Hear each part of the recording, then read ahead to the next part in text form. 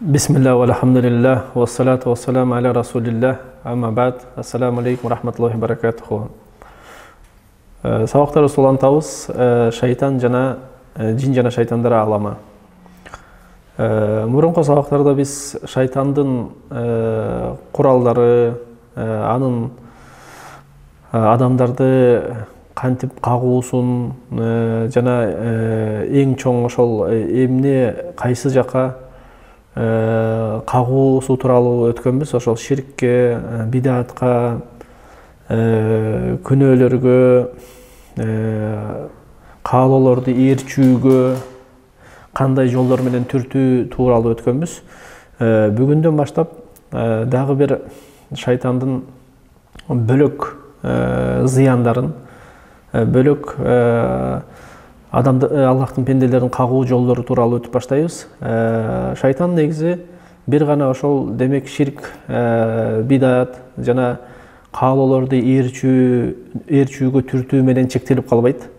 Аны менен бирге ошол денелик жана нафси, психика жака таасир эте турган зыяндары да өтө көп.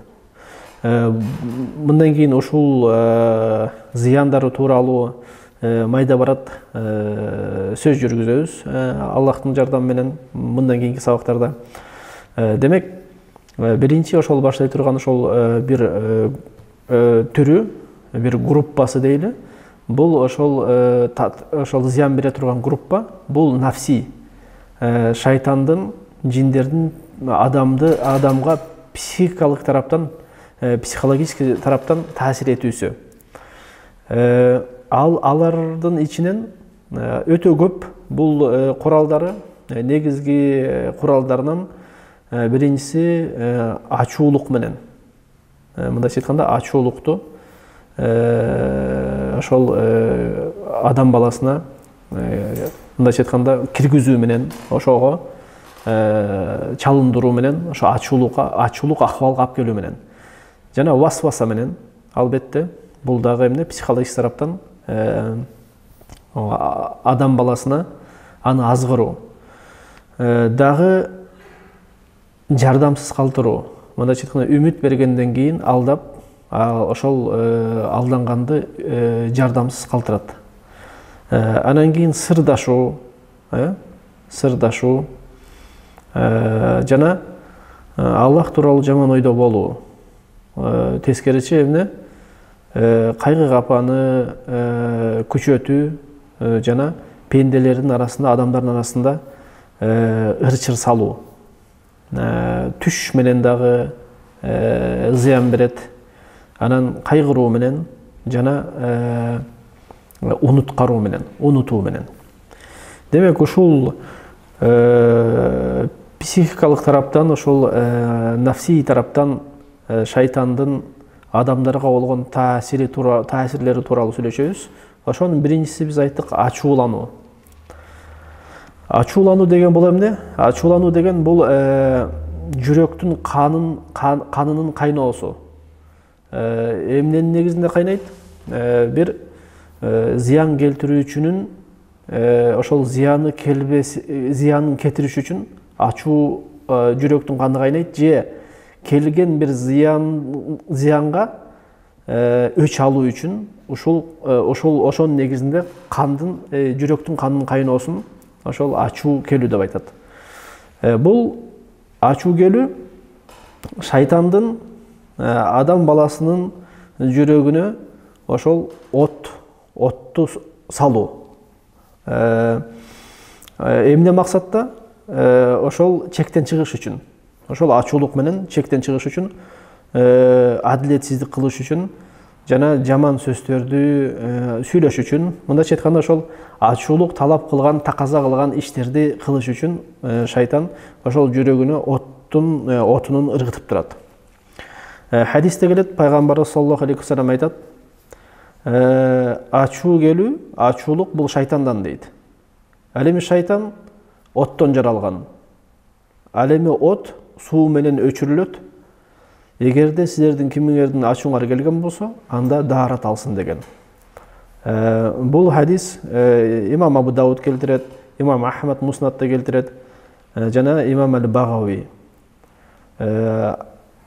Бөлөк хадисте эки сахих китепте келет. Сулейман ибн Сарт радыйаллаху анхудан келет экен. Сулейман ибн Сарт айтат, күндөрдүн биринде пайгамбарыбыздын жанында отуруп калдык дейт. Отуруп калдым дейт. Анан эки киши урушуп калышты дейт. Ошол көз алдыбызда эки киши урушуп калды дейт. Ошондо бирисинин жүзү кызарып, күрөө тамырлары шишип кетти дейт. Баягы ачуу келгенде өң өзгөрүлүп, мындайча айтканда, анан тамырлар шишип кетет бул жердеги. Ошондо пайгамбар саллаллаху алейхи вассалам айтты дейт. Мен бир сөздү билем. Эгерде ошол сөздү бул киши айта турган болсо, анда могул акыбалы кетет дейт. То есть мына бул ачуусу кетет дейт. Ал сөз аузу биллахи минаш шайтонир раджим дейт. Ошондо биз жанакы ошол ачуусу келгенге айттык дейт. Пайгамбарыбыз сага Аллахтан коргонуу сура деп айтып атат деп, аузу биллахи минаш шайтонир раджим деп айт деп атат десек, ал айтты дейт. Мен жинди билем деп. Мындайча айтканда ал ойлоп атат, бул аузу биллахи минаш шайтонир раджимди, шайтандан коргонуу суроону бир гана ошол жин ургандар гана айтат деп ойлогон да. Себеп дегенде эмнеге? Бул диний түшүнүк болгон эмес да. Балким ошол динге жакында келген бир эме кишилерден болгондор, ышылып шариаттык жылчык менен караганга мүмкүнчүлүгү болбогон бир ошол кишилерден болгон да. Эми имам Навави айтат, ошол хадиске каралжы ачуу келүү Аллахтан бөлөгүнө ачуу келүү, мындайча айтканда, Аллахтын буйруктары, Аллахтын өкүмү, Аллахтын шариаты бузулуп атса ачуу келүү бул жакшы деген сөз да. Эми ошондон бөлөккө ачуу келүү эгер келсе, бул шайтандын эмне азгырыгынан дейт. Анан ачуу келген киши албетте Аллахтан коргонуу сураш керек дейт. Аузу биллахи минаш шайтонир раджим деп. Ошондо ошол ачуусу эмне жоголот дейт. Демек, ачуу келүүнү кетирүүчү эң бир чоң бир себептерден бул Аллахтан коргонуу сура. Ошон үчүн алымдар ушул хадистен бир пайдаларды алып айтышкан. Ачууну кетире турган эң чоң бир себептерден, эң күчтүү себептерден бул Аллахтын жаңгыздыгына качуу дейт. Аллахтан коргонуу суроо. Мындайча айтканда, себеп дегенде Аллахтан коргонуу суроонун ушул истиаза деп коет. Аузу биллахи минаш шайтонир раджим деген сөздүн акыйкаттагы мааниси себеп дегенде бул эмне? Бале келеби, зыян келеби, ошону кетирүүчү бир гана Аллах деген ишеним болуш керек. Мындайча айтканда, келген балени, келген зыянды Аллахтан бөлөк сенден эч ким кетире албайт. Эгер Аллах кааласа, эмне шайтанга пендесинин үстүнөн бийлик бербейт эч убакта. Эгерде ушул акыбалда, ушундай акыбалда Аллахтан коргонуу сурап, Аллахка кайткан болсоң. Демек, ушул пайгамбарыбыздын сөзүнүн сырынын көрүнүшү ушунда болгон да. Эгерде кимде-ким ушундай акыбалда, ачуусу келген акыбалда ачуусу келген болсо, анда эң биринчи эле Аллахтын жаңгыздыгына качыш керек. Аллахтын жаңгыздыгына кайтыш керек, жана ошондон бир гана Аллахтан коргонуу сураш керек. Ошон үчүн акыйкатта күчтүү, макталуучу, фазилеттүү адам болуп эсептелет кимде-ким ачуусу келген убакта ачуусун жутуп, ачуусун баса билген киши. Себеп дегенде пайгамбар саллаллаху алейхи вассалам хадисте, Абу Хурайра радыйаллаху анхудан келген хадисте айткан, акыйкатта күчтүү баарын жыккан киши эмес деген, жыгуучу эмес деген. Акыйкатта күчтүү бир гана күчтүү ошол деген, ким ачуусу келгенде ачуусуна кадыр болгон зат деген. Мындайча айтканда, ачуусун баса билген киши акыйкатта ушул күчтүү деп ушул эсептелет деген. Албетте, эгерде сен өзүңө алың жетпесе, бирөөгө алың жетеби деген сөз да. Ошон үчүн биринчи сен өзүңдү, нафсыңды багындырып, өзүңө алың жетиш керек. Андан кийин анан балким бирөөгө алың жетер. Жеткенде дагы ошол эмне? Душманга ар кимге эле күчүңдү көрсөтө берген бул шариатта өтө тыйылуучу нерселерден. Демек, ушул ахвалда, ачуу келүү ахвалда, демек, кейбир адептер бар экен. Эгер ошол адептерди пайгамбарыбыздан келген ошол жолдоолорду эгер кыла турган болсок, анда шайтандын эмне ойронунан жана зыяндарынан кутулсак болот. Бул биринчиден эмне экен? Даарат алуу. Эгерде ачууң келсе, анда даарат ал биринчи эле. Себеп дегенде пайгамбарыбыз айткандай, ачуулук шайтандан. Ал эми шайтан оттон жасалган, ал эми от суу менен өчөт. Ошон үчүн эгер ачууң келсе, анда даарат ал. Экинчи, Аллахтан коргонуу сура. Истиаза. Аузу биллахи минеш шайтанир раджим.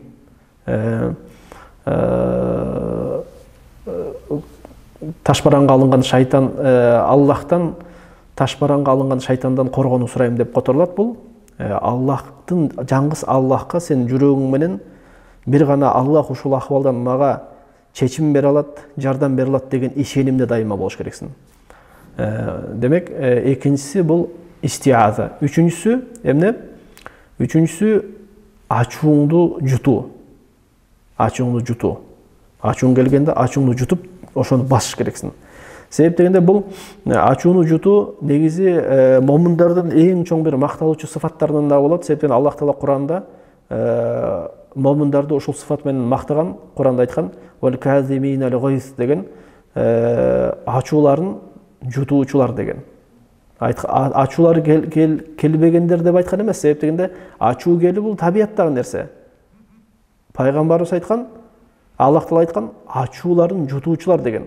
Ар бир кишинин ачуусу келет. Ачуу келбеш мүмкүн эмес. Демек, эгер ачууң келсе, ошол өзүңдүн нафсың тарабына келе турган болсо, анда жутуш керексиң. Ал эми албетте Аллахтын өкүмдөрү бузула турган болсо, анда колуңан келишинче, кадырың болушунча ошол нерсеге ачууңду келтирген бул кайра эмне макталуучу нерсе. Жана эмне? Ошол тартышуу, бир уруша турган бир ахвалдар болуп калса, ошондо нафсыңды тыя билиш керексиң. Үчүнчүсү, төртүнчүсү эмне? Эгер отурган болсоң, турган болсоң, отура калыш керексиң. Эгер отурган болсоң, жата калыш керексиң. Мындайча айтканда, эмне? Ошол кайсы ахвалда ачууң келсе, ошол ахвалды өзгөртүш керексиң. Бул дагы ачууң кетүүсүнө чоң бир себептерден болот. Ошол чекитте токтотуп турабыз сабагыбызды. Демек, бүгүнкү өтүлүүчү шайтандын дагы бир куралдарынан, зыяндарынан бул ачуулук экен. Эми адаттагындай дуабызды, үйрөнүүчү дуабызды үйрөнүп жазып кетебиз, айтып кетебиз. Имам Муслимде келет экен хадис, Анас радыйаллаху анхудан келет экен. Пайгамбар саллаллаху алейхи вассалам уктардын астында дайыма мынау дуаны айтчу дейт: "Алхамдулиллахи лази ат'амана ва сақамана ва сақана ва кафана ва авана факам мимман ла кафия лах ва ла му'вия." Бул өтө улук дуалардан. Пайгамбар саллаллаху алейхи вассалам айтат: "Бизди тамактандырган затка мактоолор болсун" дейт. Бизге суу берген, бизге жетиштүү зат болгон, жана бизге үй берген, бизге жата турган жер берген затка мактоолор болсун дейт. Жана канча деген адамдар бар, аларга жетиштүү заты жок, жана эмне бара турган үйү жок. Мындайча айтканда. Демек, Бул жерде пайгамбарыбыз пенделердин эң шүгүр келтирген шүгүр келтирүүчүлөрүнөн болгон жана дайыма кандай Аллахтын неаматы болбосун дайыма ошол нерсеге шүгүр келтирген. Жана эгер карап келсек канча кишинин эгер жей турган тамагы болсо иче турган ичимдиги болбойт. Мындайча айтканда ошол чай болобу, суусундук болобу, суу болобу, жада калса канча деген дүйнөдө жерде жерлер бар, мисалы үчүн сууга жетпей турушат. Эгерде жей турган, иче турган жер болсо, жата турган жери жок канчасы. Мисалы үчүн жесе ичсе кыдырып, мисалы үчүн эшикте думана болуп канчасы жүрөт. Ошон үчүн эгерде Аллах Таала сага тамакты да берген болсо, иче турган нерсени да берген болсо, жата турган ошого кошуп үйүңдү да берген болсо, анда ар бир нерсеге шүгүр келтиргенде бир гана Аллахты, ушул сага берген нерселерине шүгүр келтиргенде эч убакыт унутпа. Жана Аллах Таала Куранда айткандай, ла ин шакартум ла азидданнакум, эгерде силер мага шүгүр келтирсеңер, мен албетте силерге кошуп берем дейт. Аллах Таала баарыбызды шүгүр келтирген пенделерден кылсын, кайсы акыбалда болбосун шүгүр келтирүүчү бололу.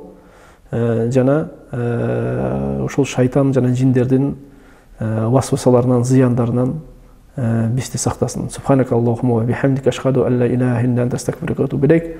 Görüşkünce sağ salamat olsunlar. Assalamu aleykum ve rahmetullahi ve berekatuhu.